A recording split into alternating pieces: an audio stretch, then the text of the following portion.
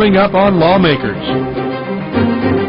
Agreement on proposed ethics reform goes down to the wire. The Senate passes its version of child support reform. And a controversial voter identification measure is headed to Governor Sonny Perdue. Those stories and more are next. Live from Atlanta, this is Lawmakers for Thursday, March 31st. Here are your anchors, Gerald Bryant and Nwandi Lawson. And good evening, everyone. The House and Senate are still in session at this hour. It is the 39th legislative day, purportedly advertised to be the final day or sine die of the 2005 session. Also on our broadcast tonight, the Senate agrees to House changes to a statewide smoking ban. That bill now heads to the governor. And the enabling legislation for Sandy Springs to incorporate as a city gains final approval in the House. But our top story tonight, the continuing ethics reform debate. Governor Perdue's ethics reform bill still awaits a conference committee agreement. The first meeting today was for 8 o'clock this morning, but the House and Senate still had their differences. David Zelski joins us live from the Capitol with the current status of House Bill 48. David, what's going on? Well, Gerald, both House and Senate conferees say they still want ethics reform this year, and one bill, House Bill 665, which deals with whistleblower protections, did pass. However, the big ethics bill, House Bill 48, still awaits a committee compromise.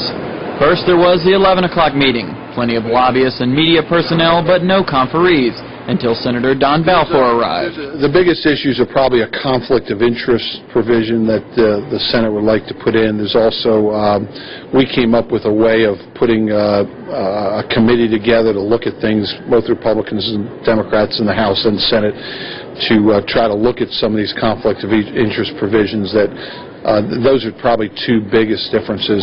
Then around 1 o'clock, the other two Senate conferees arrived, and Senate Ethics Committee Chair Renee Unterman discussed the status of ethics reform. We have been trying to find the House members to see if they would come up and meet with us, and unfortunately, we do not have a negotiating team here. Then around 1:15, the governor's House Floor Leader, Rich Golick, who sponsors House Bill 48, came to the table. But the conference committee was still two House members short of an official meeting. Representative Golick remained optimistic. I think both bodies want to get out a bill. I think there are certain fundamental disagreements they have, and the question is, will both bodies have the will to separate themselves from those disagreements, concentrate on the positive, and get the best bill we can out of the process.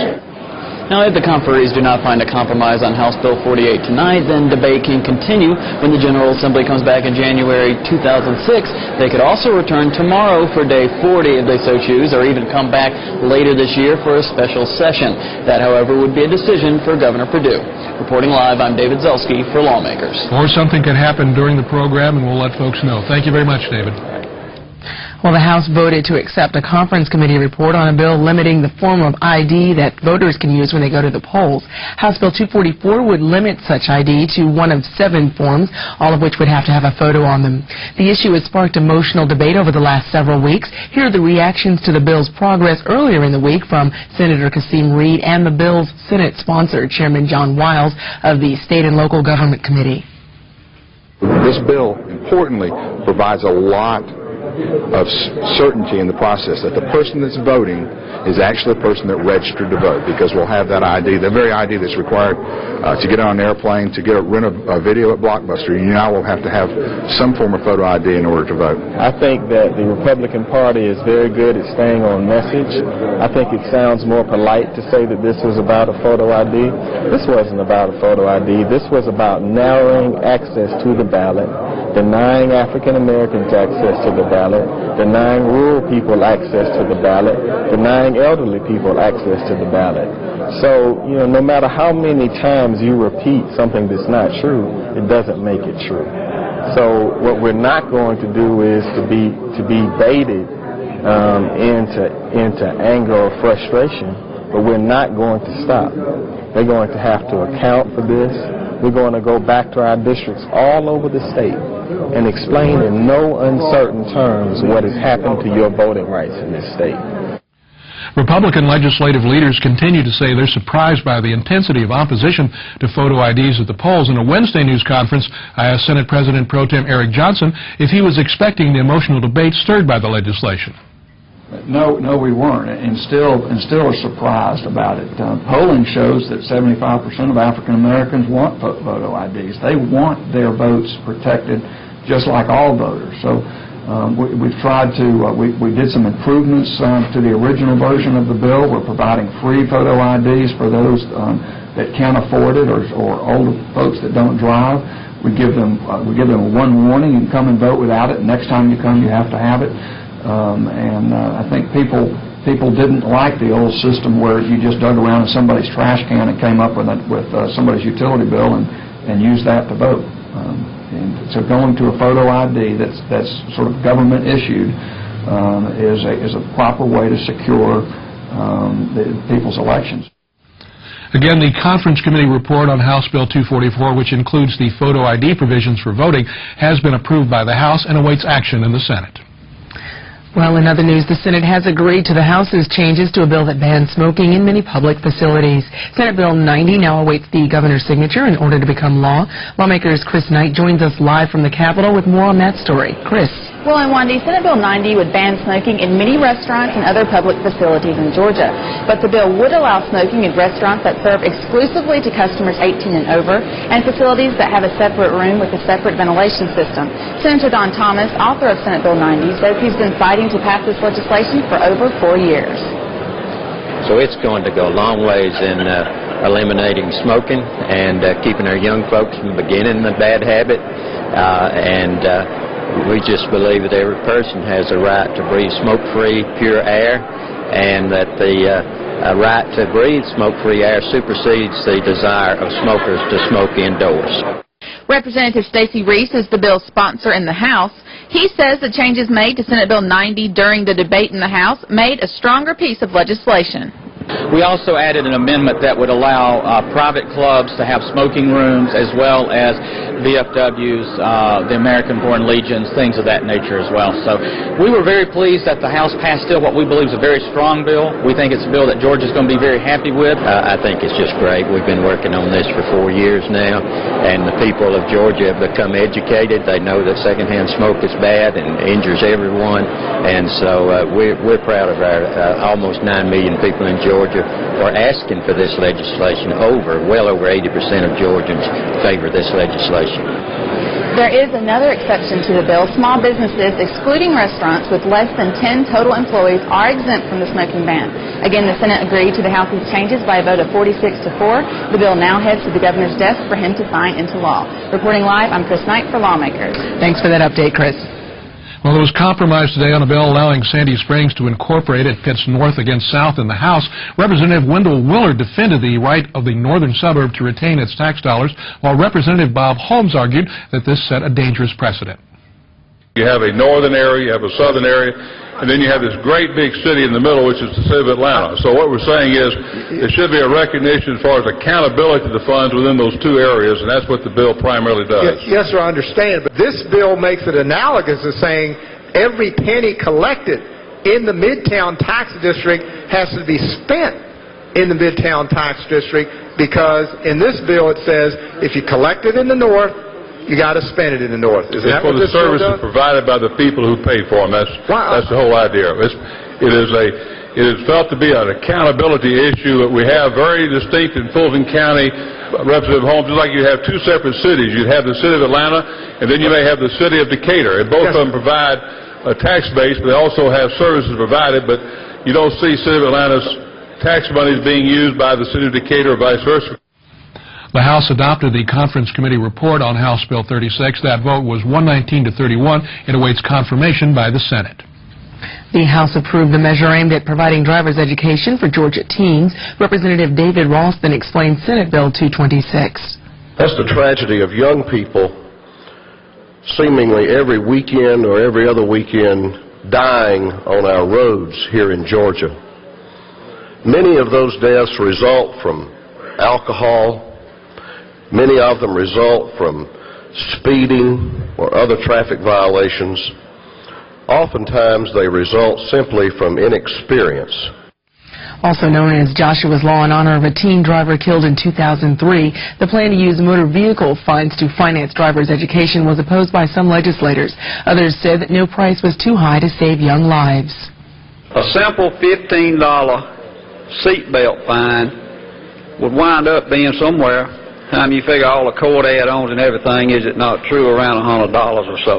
Could be close to 125, because you don't know what other counties have done, but under Title 47, they've added the library fund, the judge's pension fund, all those are add-ons to that particular fine. That is my problem with this. Is it not true that the simple $15 seatbelt fine that we passed in this House has turned into a major fine when you get through with all the add-ons? That's right. Our family has not been hit with a tragedy like those to whose family this bill is named.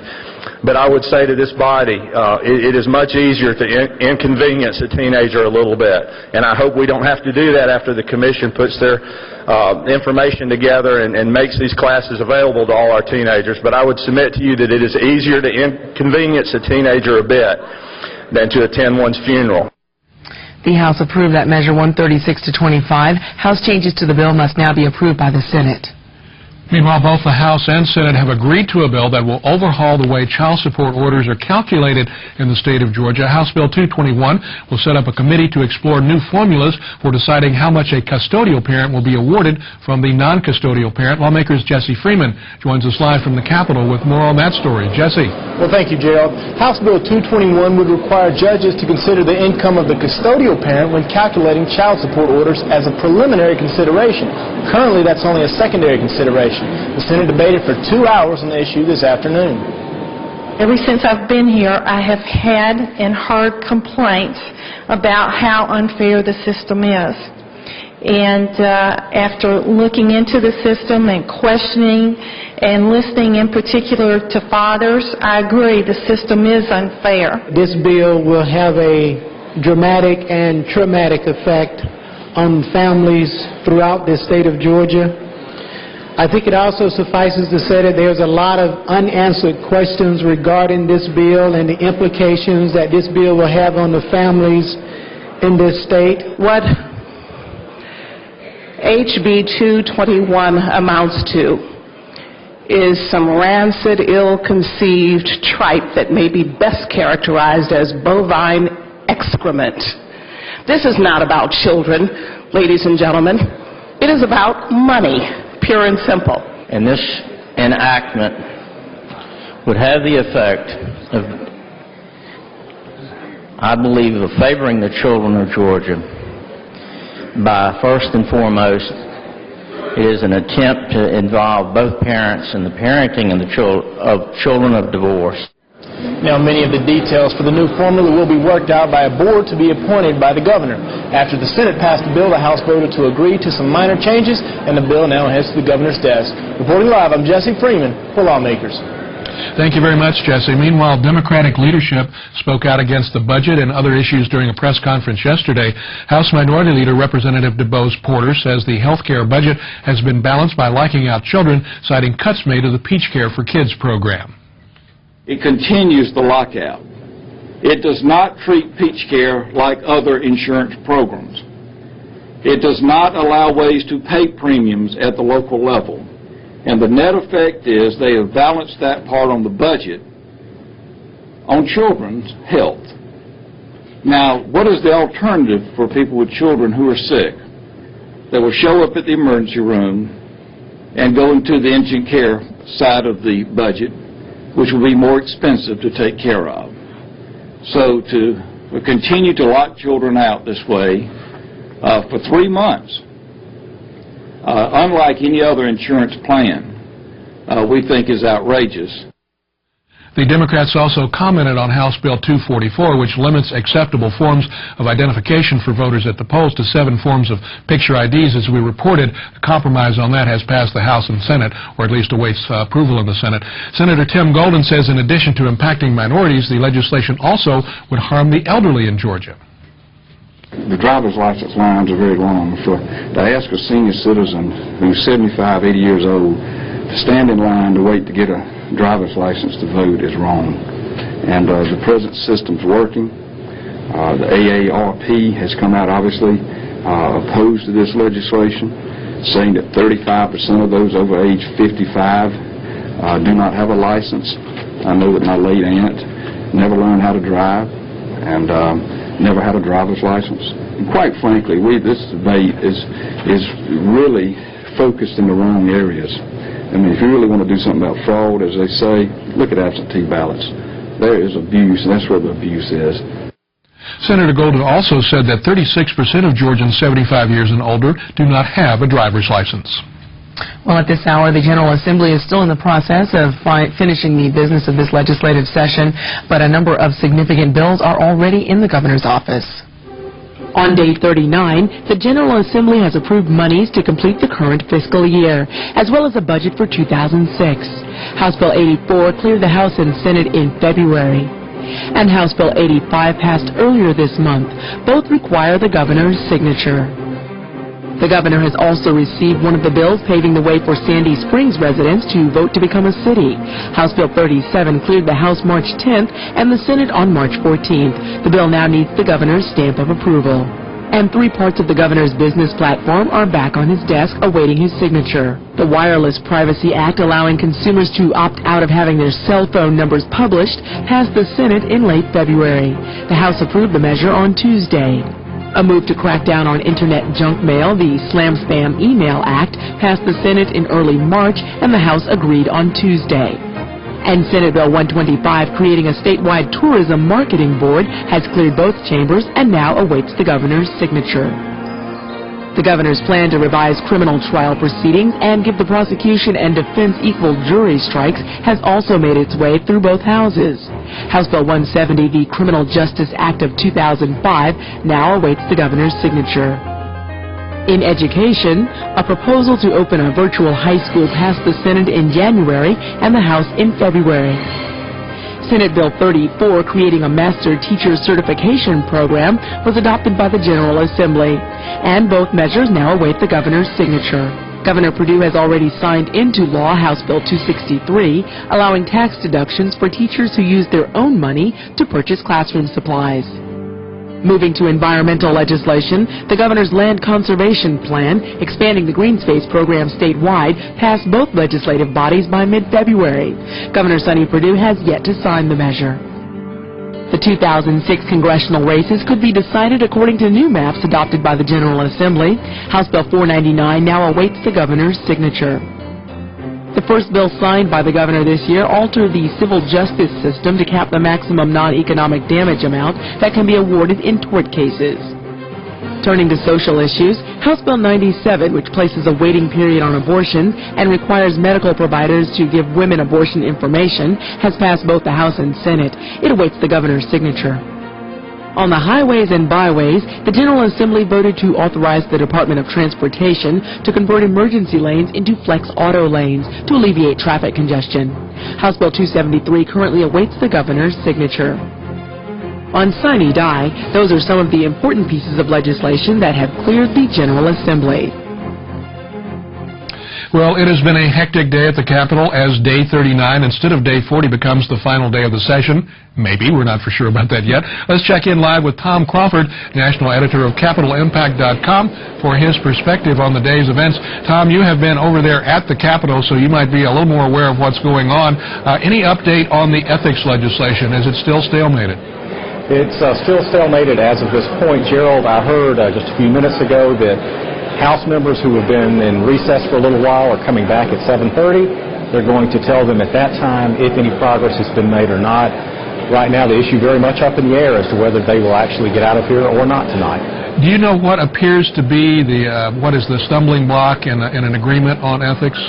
One of the major issues, Gerald, according to one of the conference negotiators, was the change that the Senate put into the bill to create a separate ethics committee. I believe it would have 4 Democrats, 4 Republicans, and 4 citizen members on it. Some of the House members feel that that would be an unconstitutional approach to handling ethics legislation. They don't like it, and that's one of the major hang-ups, I believe, between the two camps.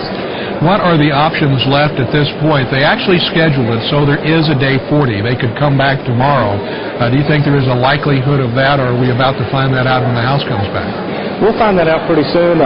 Certainly there's a pretty good chance that they'll be back tomorrow, and that would obviously give them, I think, enough time to finish up what they need to finish up.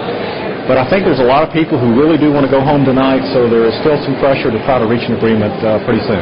At this point, is it up more to the House or the Senate? I know earlier Speaker Glenn Richardson and Majority Leader Jerry Keene were explaining to the House the possible scenarios, and some people were talking about, well, couldn't we just go home? Couldn't we come back tomorrow, briefly meet, and sine die? Are those some of the options? Sure. And as you know, in a situation like this, Gerald, there's always blame enough on both sides to go around, so it's hard to say whether the House needs to give in or whether the Senate needs to give in. I think it's more a matter of just the two sides need to figure out what they want to do. Okay, Tom, any other unresolved issues at this point? Pretty much the divorce bill that had been backed by Senator Mitch Seabaugh, that never got out of House rules, didn't it? It never came up for a vote today, and they're running out of time on that, so I would be surprised if that makes it through. They did finish up the action on the anti-smoking bill. The Senate still needs to approve the photo ID requirement for voters, and I suspect they will do that at some point tonight. Any surprise that I haven't taken that up yet, because they had come to an agreement on that some time ago. The House already came up with that. Is that just a matter of procedure and getting to it in order? I think it's just a matter of working their way down the list until they get to it, yes. Okay, what about Sandy Springs? We have heard about that for years. That enabling legislation has passed the House now, and that still awaits approval in the Senate, I believe, unless they've passed it since I left over That's there. correct, and I think that'll be coming up pretty soon. That should be done maybe within the next half hour. Well, we might get a chance to talk to you again, Tom, tomorrow if they do indeed come back, but in the last 30 seconds, kind of your perspective on this session. Who are the winners, who are the losers this session? Well, the winners certainly were businesses and doctors and insurance companies. They got a lot of what they needed, a lot of things they've wanted for years. You got a little bit more conservative slant on some of the legislation going through with a new party, the Republicans, in charge. I think in the end, though, the Republicans wound up acting a lot like the Democrats when it comes to the actual mechanics of running a legislative session, which shows you that politics doesn't really change that much, no matter what your party label is. Democratic republics are a very messy form of government, as we find out every year. Tom Crawford, thank you very much. Tom's the national editor of CapitalImpact.com. Thanks for your insights, Tom. Good to be here. Well, in other news, the House today agreed to a new structure for the Legislative Budget Office with separate staffs for the House and Senate. However, a sticking point for Senate Bill 254 was a provision that would prevent the Lieutenant Governor from hiring his own staff. Representative DuBose Porter offered an amendment removing that provision, which received backing from the former House Speaker.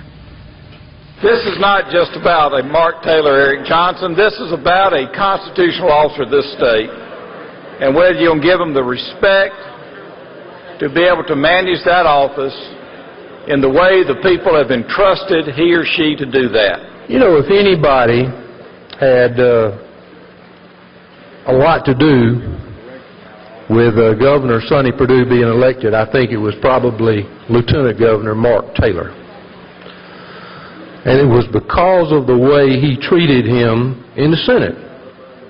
And you know what? If you don't pass this amendment by Representative Porter, you're fixing to do the same thing for Governor Taylor.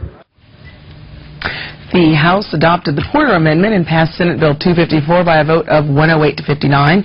The amended bill awaits Senate approval.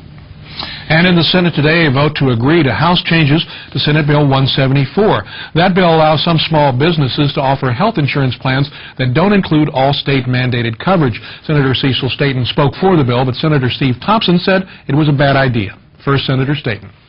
This opportunity for small businesses and individuals to have another option, another tool, will help us to insure more Georgians in the end. The other thing that was added to this bill is that now, if this bill is passed and signed by the governor, employers who offer the mandates light version must also offer a full mandate coverage policy. So it will be employee choice. The employee will actually be able to choose between the two. I just want to say they've got a better bill than they had, but we're still taking coverages away from Georgia citizens who had them earlier, and under the guise of making it more affordable for small business. And the bottom line is that you've got things just as the newborn babies and mothers and the drive-through mastectomies and things of this nature that are still very important. It's a better bill than it was, but it's still a dog. Senate Bill 174, with those changes made by the House, now goes to Governor Perdue. We have an update on Senate Bill 35. The Senate just finished debating that bill and agreeing to House changes. That is also part of the governor's education package. That is spending flexibility, which some Democrats have characterized as delaying smaller class sizes. So this is final passage. Senate Bill 35 will also go to Governor Perdue. Meanwhile, the Conference Committee report on Senate Bill 188, a child molester registry bill, also passed today. Senator Steve Thompson was strongly opposed to removing an amendment that would have increased the punishment for repeat offenders who prey on those with mental disabilities. First, Senator Chip Rogers explaining Senate Bill 188. This is the bill that would establish that those who are released from prison after being convicted of a sexual offense would have to have their picture put in the newspaper. We in the Senate added an amendment which would have strengthened the penalties against people who commit these crimes against mentally handicapped. The House felt that amendment would have not been germane. We ended up receding from our position, and we're back to the original form of the bill that passed out 41-0. Now, if we're going to make this General Assembly a joke, and we're going to make the Senate the biggest joke in it, this one joker ain't going to play. This is getting serious to the point of being a very serious public policy matter. No wonder we can't reach an agreement on ethics. We're running short. Again, the Senate approved the Conference Committee report on SB 188 without the Thompson Amendment. That bill goes to Governor Perdue. The House today agreed that when merchants issue gift cards, they should include an expiration date and inform the purchaser that the certificates may lose value due to dormancy fees. Some legislators wondered why the state did not instead limit those fees that merchants could charge. Representative Tom Graves responds on behalf of Senator Chip Rogers. He believes in protecting the consumers. He also believes in free enterprise and free market, and for the market to make those decisions. As well, I would like to add that, many times on checks, there's a date, where it says this check will be void after 60 days, void after 90 days, and, there's no limitation on that fee. It would just be a non-usage fee of the entire amount of the check. Representative Mary Margaret Oliver told House members that they were on the verge of passing the weakest consumer protections in the United States. There are 25 other states that are going through what we're doing this session right now, passing limits on expiration dates, limits on fees after a year, or saying in one way or another that the cost associated with this product, which the federal relevant agency has ruled as cash, not a credit transaction. Every other state in the United States of America, because of the swell of complaints that people are bringing forward to people like you and me, are passing real consumer protections. The Gift Card Act passed 101 to 70 and now needs the governor's signature to become law. Well, coming up tomorrow, Lawmakers, is a special hour-long broadcast. We'll have a look back at the 2005 session with interviews with Governor Sonny Perdue, Lieutenant Governor Mark Taylor, Speaker Glenn Richardson, and House Minority Leader DeBose Porter. That's tomorrow night starting at 7 p.m. Now stay tuned for the 300th episode of Prep Sports Plus. The longest-running high school sports show in Georgia is coming up next, only on GPB. That's our broadcast for the 39th and perhaps the final day of the Georgia General Assembly. I'm Wandy Lawson. We're not sure. Good night, everyone. Good night. This has been a production of Georgia Public Broadcasting.